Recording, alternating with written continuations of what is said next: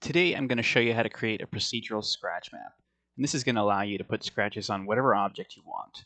There's a few different forms that this can take, and due to the procedural nature of the setup, different iterations are easy to cycle through, so you can find interesting variations pretty easily. The downside is it does take a while to render out, but this can be solved by baking the map out, which I'll also show you how to do. This is what the node setup is going to look like, and a special thanks to my Gumroad and Patreon supporters. If you want to support me on Patreon, I've got a link to all my blend files from my tutorials and some extra blend files as well from projects that I've made. Let's go ahead and keep our cube. He's been through so much already, probably deserves a break. I'm going to put on two modifiers though. Let's put on a subdivision surface modifier and a cast modifier. I'm going to set the subdiv at 4. And for the cast modifier, I'm going to adjust this factor so that it's set to 1. And that just makes it a perfect sphere. You know, if this is set at 0.5, it's more like a square. And then if you bring this up, it kind of pushes those edges out. So 1 makes it into a perfect sphere. And then just bring up this context menu with W or right click and hit Shade Smooth. I'm also going to switch to the Cycles render engine. You can use this in Eevee, it's fine, but I'm just more comfortable with Cycles and I can get a better effect with that. So Cycles there. I'm also going to change the top right to my 3D viewport, make it a little larger. Let's scroll in, hold down Z and move your mouse up to go into rendered mode. And I'm going to change this whole middle area to my shader editor so we have a bit more room to work. Just hit N to get rid of that shelf there. And why don't we rename this as well? Let's just call it Scratch. Actually, one more quick thing I'm going to do is just delete this light. And I'll just bring in a sun. Just go to the world properties. Next to color, there's this yellow circle. And you can click on sky texture. And I'm not going to change too much. Maybe just change the strength to 0.1 and maybe the sun rotation to 90.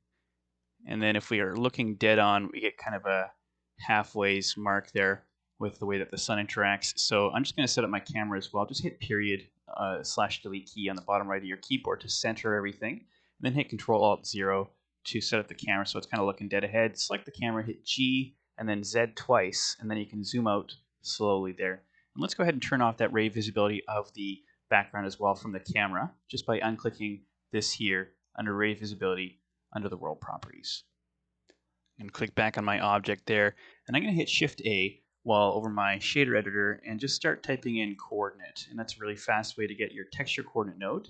And then if you hold down Control and Shift and left click, you get a cycling through of the different outputs there as a preview on your object. So it's really handy. It's a Node Wrangler shortcut. So if it's not working, it just means you don't have Node Wrangler enabled in your preferences. You just go in here, search for node, make sure this box is checked. I'm going to hit Shift A and bring in a Voronoi texture. Just place it right here. And I'm going to switch this to distance to edge.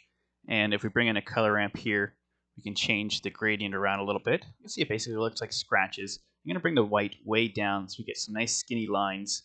And these are going to be the basis for our scratches. I'm going to set this at 0.002 for the white. So I want to mask out parts of the scratch texture on my object. And to do that, I'm going to bring in a noise texture. I'm just going to make a reroute here by holding down Shift and right-clicking and dragging through there. I'm going to plug that into the vector. And if we look at the factor output here, we can put a color ramp on there and change the gradient. I'm going to bring both flags in a little bit here. Let's put the black at 0.38 and the white is going to be at 0.46. And make a little bit of room here, move this over, and I'm going to bring in a mix RGB and just place it right here. This top color ramp is going to go into color 1, and this bottom one is going to go into the factor. And if you look at this here, we can see there's some areas where there's those crack textures, scratch textures or whatever, and that's basically where we have the black colors. So first of all, I'm going to change this color 2 to white so we don't have that gray distracting area there. We can now see we've got these tiny scratch marks everywhere. I'm going to modify this noise texture a little bit, turn down the scale to something like 2, and now we have just larger areas there. Basically the black is everywhere that those scratches are present, so if you want more scratches, you can just turn this up, but I liked it just kind of around the middle here. Before we go any further, I'm going to replace these two color ramps with map range nodes.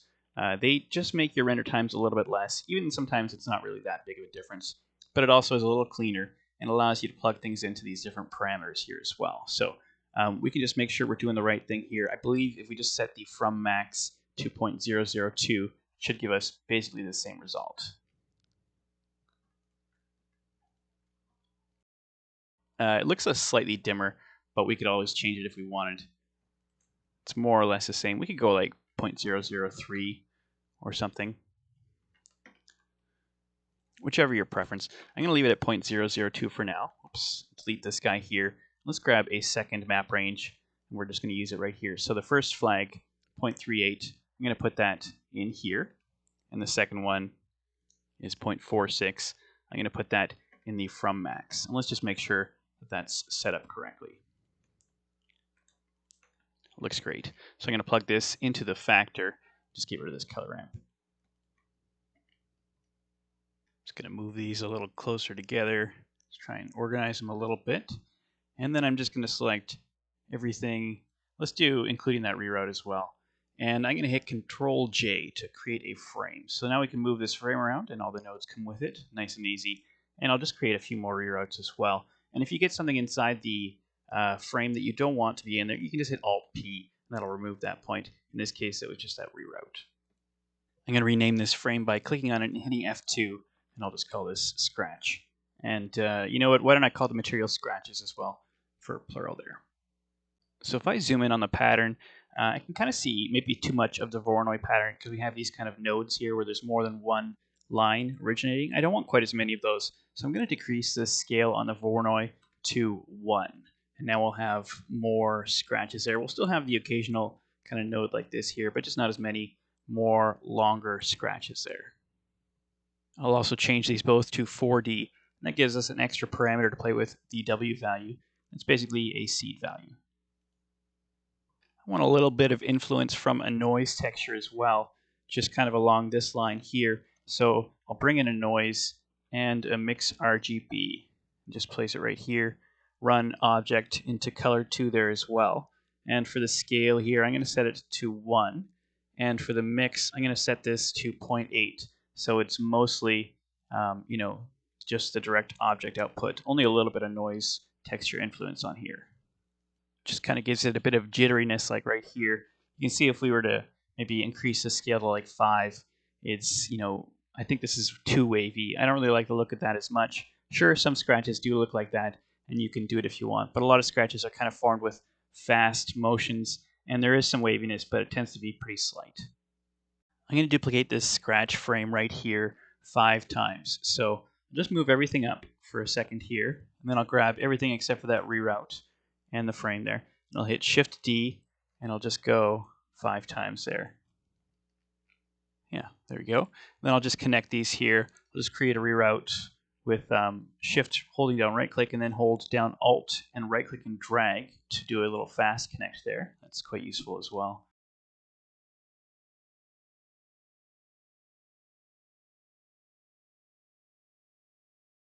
There we go. So now I've got 6 identical setups here. They're all the same, but we're going to make them all different and just add them together. So I'll leave the top as is. And for the second one, why don't we just set up a quick math node first. And I'm going to connect both of these here. And let's set this to multiply by opening that up and hitting M. The reason I'm using multiply, by the way, is because it's both black values that I want to add together, and I want the white values to stay the same. So 1 times 1, which is white, is just going to remain the same. And 0 times 1 is going to be 0, and 0 times 0 is going to be 0. So basically, anywhere that there's a scratch is going to kind of go towards 0 or be pretty close to 0 if I use a multiply. So I'm going to change the W value here on this Voronoi, and now we're going to get a separate value here on top of that one. Make sure you're looking at that multiply, and you'll see both of them at the same time. Just do whatever you want, really. I find the scale works pretty well between 0.8 and 1.5, somewhere in that range is how I had the best luck there. Why don't I just set it at 1.2? You can even bring down the randomness a bit if you want. And let's change this noise texture as well so they're not kind of in the same spot, because you can kind of see that right now. Let's go ahead and adjust that W value to something different. And the map range we could change as well. This is going to get us, if we bring both of these values up, we're going to have more of that Voronoi pattern. And if we bring them down, we'll have less of that Voronoi pattern. I'll work on the third one now. So I'll just duplicate this math node again and do a fast connect. And let's just change this seed again here to something different. And maybe the scale a bit as well. Why don't we go to 0.8 for this guy? And I'll leave this map range as is, but let's change the W value on this noise. And we'll leave this map range as is as well. So I'm going to do something similar with the bottom 3 here. And you don't have to do 6. I just did 6 because it's pretty thorough, and you ended up getting some nice variations. But you could do like 4 or 3. I think you'd still get a pretty nice result. So let's set this first one just kind of quickly. I'll just go 3.2. We'll go 1.3 and maybe random is 0.9. And let's make sure we're looking at this as we're making these changes as well. For the W here, let's go 5. Why don't we just vary the scale as well? Maybe 2.5 for this guy. And for this second scratch on the bottom 3, I guess I should say, which is the 5th overall. And let's go ahead and change the W to 0.1, the scale to 1.7. That's probably a little higher than I would normally set it, but let's just try it out. And the W for the noise, let's set it at 6. And this bottom one, I'll just go, 0.3, 1.1. And the W here, let's go 2.5. And the scale 2.1. And so let's add everything together with one more multiply. Just do a quick connect. Let's look at that. If you're satisfied with this pattern, you can move on. I'm going to change one thing on this top Voronoi because it's kind of this big long piece here with the 2 pieces that jut out. Looks a little weird. Maybe I'll just change that to a different W value. Yeah, something like that looks good. So I'm also going to make a little area where it's kind of like just little chunks missing. So kind of scratches where there's really short scratches or kind of divots, if you want to call it that. And I'm just going to bring in a noise texture, just a regular noise texture. And let's plug into object here. And I'm going to make a reroute because I just want to kind of steer this around everything. And let's just bring it up here. And I'm going to have 3 different noise textures. So I'm just going to create those all and do a quick connect here, just like this.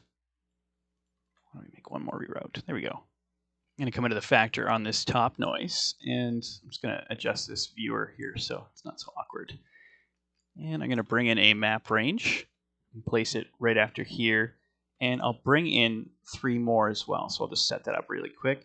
This second one is going to be from the factor on that second noise. And this third one is going to be from the factor on that third noise. The 4th one is going to be from the color on that third noise. This top noise texture, set the scale to 40. This second one, set the scale to 10. And this third one, let's change this to 4D. And I'm going to change the scale to, actually I'll leave it at 5 and set the W, whatever. I'll just set it at 1.9. I'm going to bring in 2 mix RGBs, place one right here. And I'll set the color 2 to white.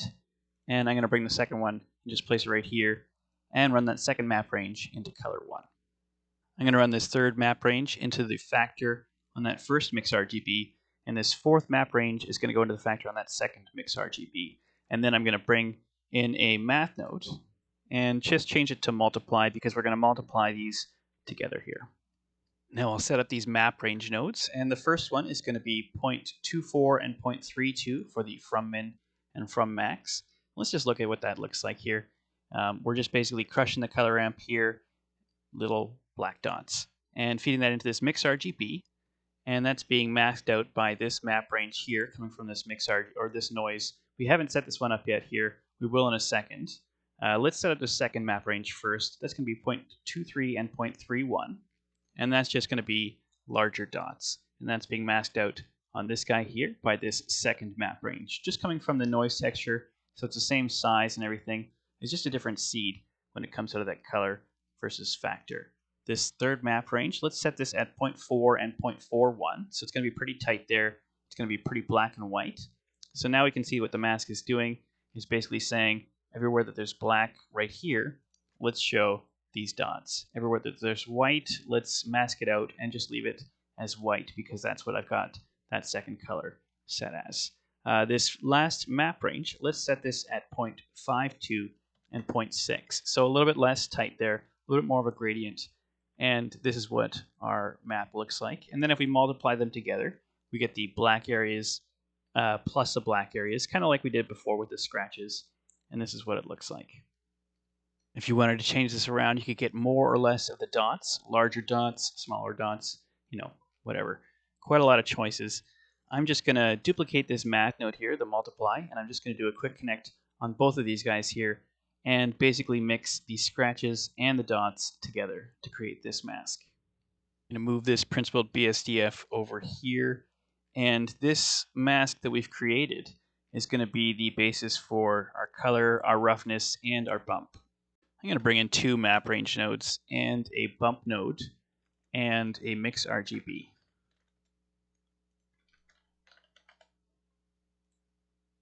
I'm going to run the multiply into both map ranges, and the bump node, and we'll just make sure it goes into height because it doesn't go into the right slot automatically.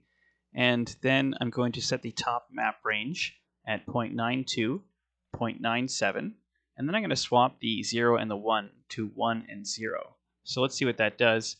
It just swaps the colors. So instead of white and black, or instead of black on white, we have white on black. For the second map range, let's take a look at that. I'm going to set it at 0.35, 0.7, 1, and 0. So again, we've reversed the colors there. Now that I think about it, I didn't really need to do that to the top one, but the reason I did it to the second one is because I want to feed this into the roughness, and I want the scratches to be rough, and everywhere that there's not scratches, I want it to be nice and smooth. And so we can plug that in. We could also adjust this right here. So if you brought this down slightly, it would change the white areas to kind of a darker color, so not quite as rough. And if we brought this 0 up, that would change that black area, which normally would be very smooth, very shiny. Bringing this up would make that area a little bit rougher. But right now, I'm just going to leave it at 0 and 1. And if we look at this here, we can see it's a little tough right now, but there's some areas where it's rough and some areas where it's smooth.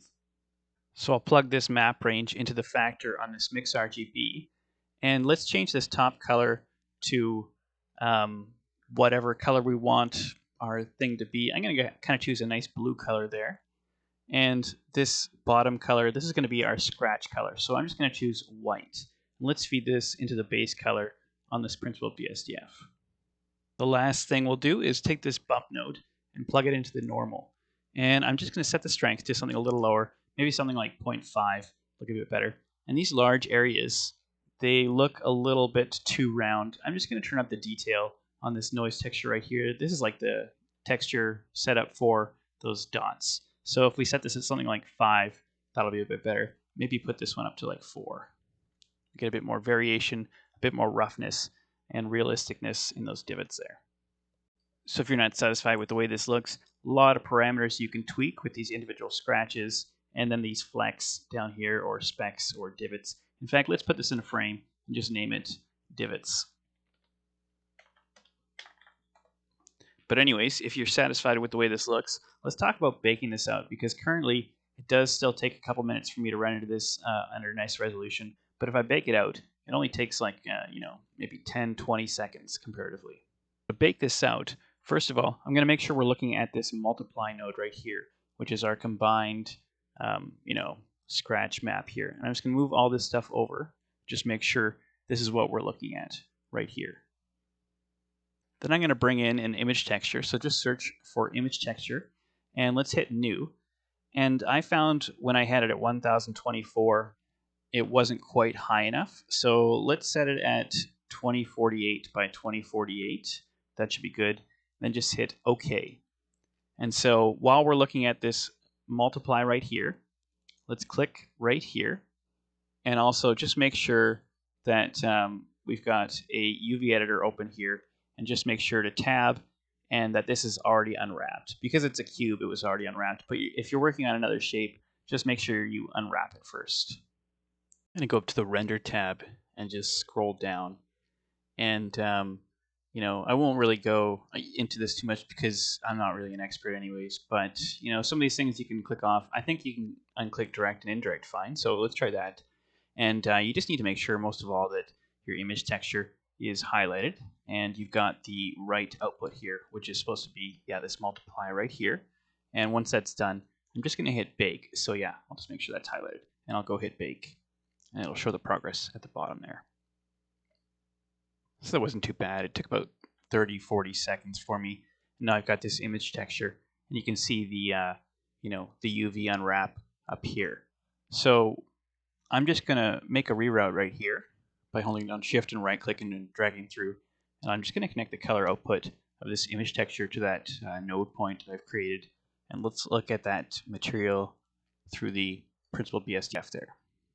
We can see there's this one area right here. This is actually the seam from the UV. I'm not too sure how to get rid of that. I tried a couple different things, fooling around with this margin and trying some other things. I wasn't able to do it. The only thing I could really do is just kind of tab into edit mode, and over the UV workspace here, I'm just going to size it down a tiny bit and then maybe scale it up on the y-axis. And yeah, that gets rid of them, but it's not an ideal solution, and there's probably something easier I can do. So if you know, let me know in the comments. So in your UV editor, next to image up here in the top left, I have this asterisk, and that's letting me know that this image actually isn't saved yet. So what you should do is go image save as, and then just save this image. Make sure to save it as a PNG though, not as a JPEG. If you do it as a JPEG, it'll be much grainier. You'll see like kind of pixel shapes there. It's not going to look good. Instead of trying this on a sphere that was once a cube, why don't we hide this and try it on a plane instead? Then we can make kind of a large 2D scratch map. So I'm just going to make a reroute right before this noise texture here. And let's bring in a vector math node. And I'm going to set this to scale. And let's just set this to something like 2, not too high. And if I recall, it was like 2048 by 2048. So, we could always render this at a larger texture as well, like, 4K or something like that. But this should be fine for now. So I'm just going to look at this multiply and make sure this untitled, or pardon me, this image texture here is highlighted. And let's make sure we're on the render tab. Let's go to bake and let's try that out. Okay, there we go. Got my scratch map. Go ahead and save as a PNG. Now got the sphere back, and I'm going to use this 2D image on it. Here it is right here, the untitled. And we can see if we tab into edit mode, there's our UV mapping just kind of in the middle there. We can even size it up a little bit if we want. And let's go ahead and attach it to that reroute point there. Just make sure the color is going in there. And then let's look at this Principled BSDF. So there we go. That actually doesn't look too bad there. There is going to be the seams there, obviously, but they're not jumping out at me anyways right away. So I'm happy with that.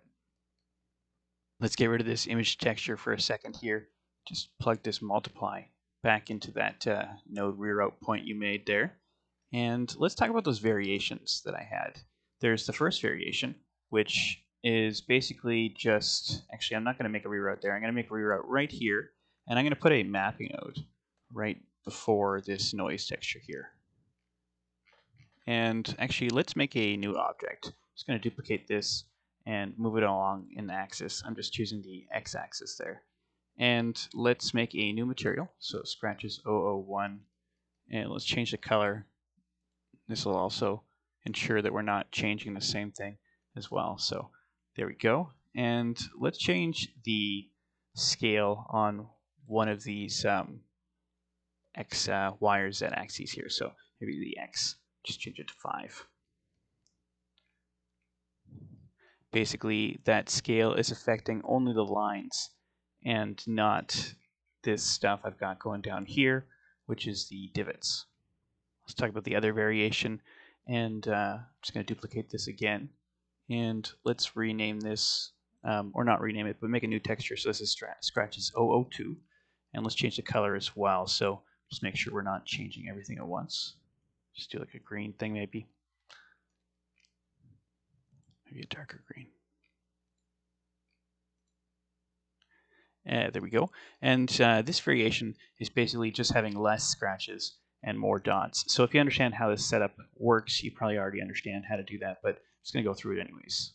Start by just backing off these scratch maps And I'm just going to isolate what this mix is doing right here, just to make sure that I'm adjusting the right thing.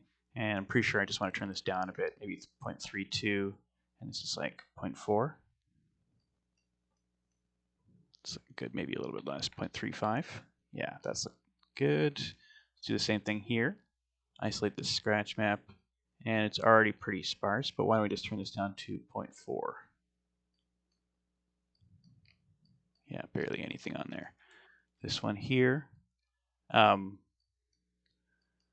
go 0.4, and I'll go 0.36, maybe. Can't even really see anything on there.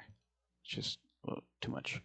0.39, 0.42. This one's really subtle. If I'm, putting it through there, I want to make sure it's at least showing something. So 0.45, I guess there we go. That's fine. And this one here, it's already pretty subtle. Barely anything on there. This one here, this one's a bit less subtle. Turn this one down, 0.36. Surprising that it's still so much.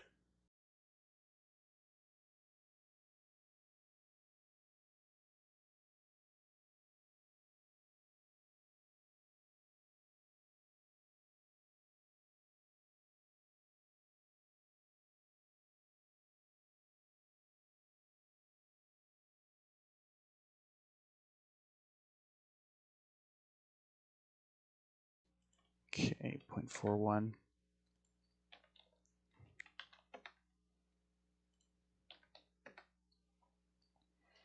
That's good. Okay, so this is going to be super subtle. Let's look at our scratches now. There's still quite a few of them. But it's a general idea anyway, so let's just turn these up. So same idea, but opposite. We're just going to go maybe 0.5. And let's look at the map while we're adjusting it as well. 0.42. Let's make sure I'm going in the right direction. Yeah.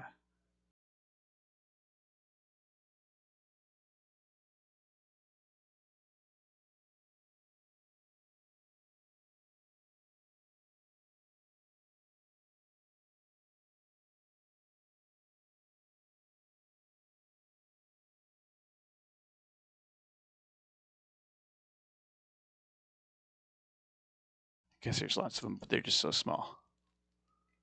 Let's do something similar here.